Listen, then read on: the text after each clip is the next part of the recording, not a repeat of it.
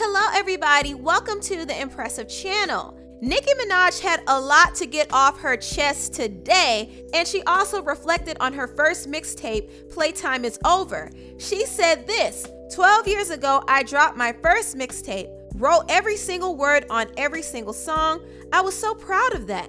Eventually, the Barbs were all wearing pink hair, Chinese bangs, and Barbie chains. Colorful wigs came all the way back in style. Everyone became Barbies and dolls. I always shouted out my influences in interviews. Nowadays, it's cool to pretend you weren't influenced by other artists. Shout out to the ones big enough to do it. Cash, Asian, Cuban, Sweetie, Megan, Malibu, etc. No female rapper other than Trina did a song with me or congratulated me on my Billboard accomplishments. I didn't mind. I never felt that they were obligated to do so. Just like Beyonce isn't obligated to congratulate or collaborate with Normani, etc. I never had a crusade by radio stations, influencers, or blogs to make my song #1 when Anaconda was #2 on the Hot 100. I never had a group of men in the studio writing my songs for me, so it took a while between albums. Please stop these write-ups about what I didn't do. Y'all are really sick, and I'm gonna call y'all out one by one on Queen Radio. Most of y'all doing these write-ups have never fought for anything in life. You just sit on the sidelines and watch the doers do. To my fans, I love, cherish you, adore you, and thank you. God bless you. Billboard, y'all wrote a piece about how a white artist influenced me, Beyonce, and Ree. Where's the article on the black girl who charted after 10 years of no female rapper charting? I didn't influence trends, I guess, so go freaking figure.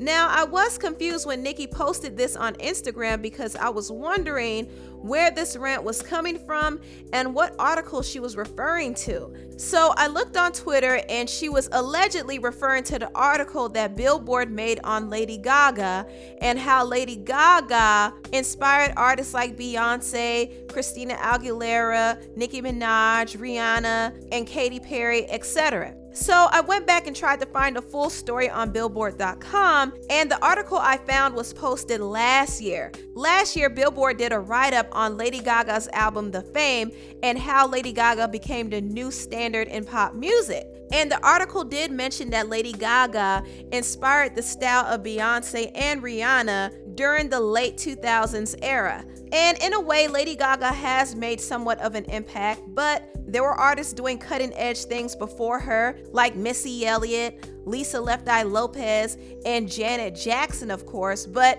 that's a whole nother topic. But yeah, in that article, they were kind of praising Lady Gaga and saying how she kind of followed in Madonna's footsteps and evolutionized pop music. But in the article, they did not mention Nicki Minaj imitating Lady Gaga. So I think Nicki kind of read somebody's tweet and not the actual article. Either way, Nicki was still upset with Billboard, and not only that, she's upset at the fact that people are not giving her the credit that she deserves. And I understand why Nicki feels that way, because whether you like her or not, Nicki is undeniably an icon, and what she has been able to do in hip-hop as a female rapper is pretty remarkable because she has been able to break a lot of boundaries and cross over into the pop market. Also, she saw the importance of branding herself, so she thought outside of the box. She didn't just want to be a music artist or an entertainer, she wanted to build her own empire. And over the past decade, she put in a lot of work to build her brand. And her hard work did pay off. She has the record for having the most Billboard entries by any female artist. So Nicki has definitely accomplished a lot, and she has opened doors for this new generation of female rappers. So I do think that Nicki does deserve the credit that she is due, but I don't think she should beg for it. She has been getting validation all throughout her career, but now that she's not getting the same validation, she kind of feels like people don't respect her, and she feels like the whole industry is against her. And I will say this, even though Nicki has had her moments where she has burned some bridges, there are still a lot of people who love and respect her. A lot of female rappers were in her comment section showing her love. Miss Banks said, "This inspired all of us." Megan Thee Stallion said, "Love you." Asian the Brat said, "We love you for show, and it's nobody against Nicki, it's us against everybody. You changed the game, Nicki. I want you to know nobody can do what you did. You set the bar to the highest level for real, a true icon." Cuban the Savage said, "I love you, Nicki. We definitely had them bands and Barbie necklace on deck though, and this is why you'll always be the most influential rapper of all time." Cash Doll said, "Love you, Nick. Always, cause I don't even know why these girls bother at this point. I thought I was all that growing up saying that." So Nicki got a lot of love from the younger female rappers who have looked up to her, but Nicki still feels the need to be validated from the industry. And honestly, she shouldn't have to. She should just let her talent and her work speak for itself. One point I will make though is this. I feel like Nicki needs to really make things right with Lil' Kim. A part of the reason why Nicki has not gotten her due respect is because of her unfinished business with Lil' Kim. And I think that Nicki Minaj is now starting to see what it feels like to be invalidated and also pushed aside for a new girl to come into the game. She now understands how that feels because that's exactly what happened to Lil' Kim when she came on the scene. If you don't know the backstory, I did a whole video breaking down the beef between Nicki Minaj and Lil' Kim. I would highly suggest that you watch it to get the full details of what happened, but what happened to Lil' Kim in that whole situation was really messed up.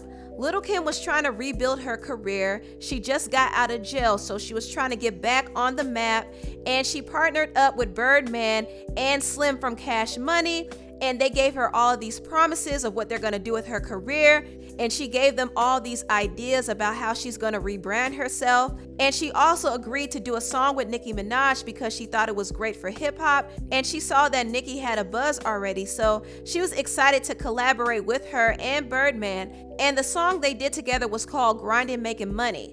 That song was never pushed as a single. The music video never happened. It was just scrapped. Birdman and Slim were using Lil' Kim in that whole situation. They were trying to bite off of her ideas, take her swag, take her sauce, and give it to Nicki Minaj. And that's what happened. And that's why Lil' Kim was bitter about that, because she felt like they all betrayed her. And what made it worse is Nicki Minaj was taking shots at Lil' Kim. She said she loved her in interviews, but at the same time, she was plotting on taking her spot.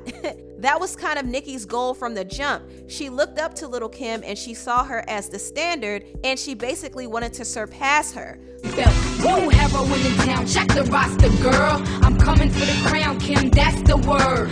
I'm coming for the crown, Kim, that's the word.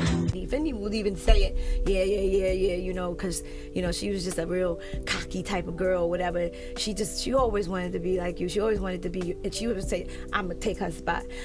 Now, you put out the poster, the infamous poster that Lil' Kim did back in like 96, 97, and you came out with your own version. Everything I do, I think of it as a marketing tool. You might see that picture and think, oh, she's just an exhibitionist. She just want to show a fat box. I looked at it as a way to draw in attention and to give myself a platform to speak and say, hey, you know, out with the old and with the new.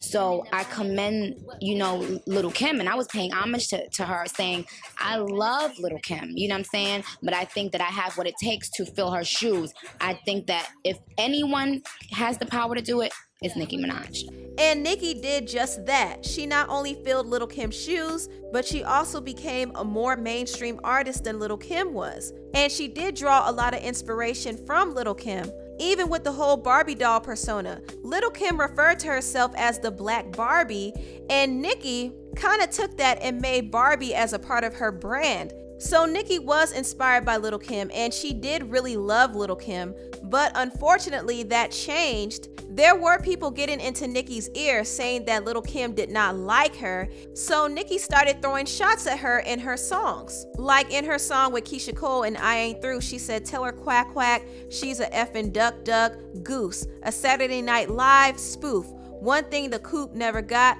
roof. Yeah, I took the spot, she gone. Poof, me and KC, deuce. She was taking a lot of shots, and that wasn't the only song she was taking shots at Kim in. So that kind of intensified the tension between her and Lil' Kim, to the point that Lil' Kim came out and went hard at Nicki. And the whole situation escalated from there, and Nicki Minaj dropped Roman's Revenge as a diss track towards Lil' Kim. Someone got at me. A veteran got at me. And I hit them with Roman's Revenge, and then I kept on going.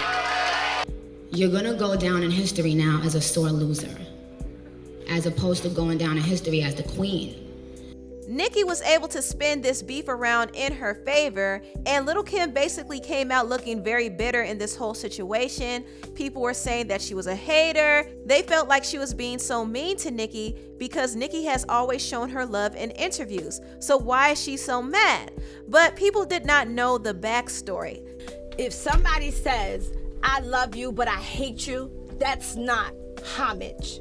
This whole beef between Nicki and Lil' Kim was something that they could have resolved behind the scenes, but it never got to that point because both of them were being petty, to be honest. Lil' Kim was being petty towards Nicki, and Nicki was being petty towards Lil' Kim. That's the truth. But I will say Lil' Kim had a right to feel the way she felt because, in a way, this whole beef between her and Nicki did affect her career in a negative way. But years have gone by since this whole feud, and I really think that Lil' Kim and Nicki need to come together and just squash it. They need to be honest. They need to have a heart-to-heart and put it all out on the table. I want them to do an interview together where they sit down and talk. I want to see tears. I want them to hug it out. I want them to even do a song together.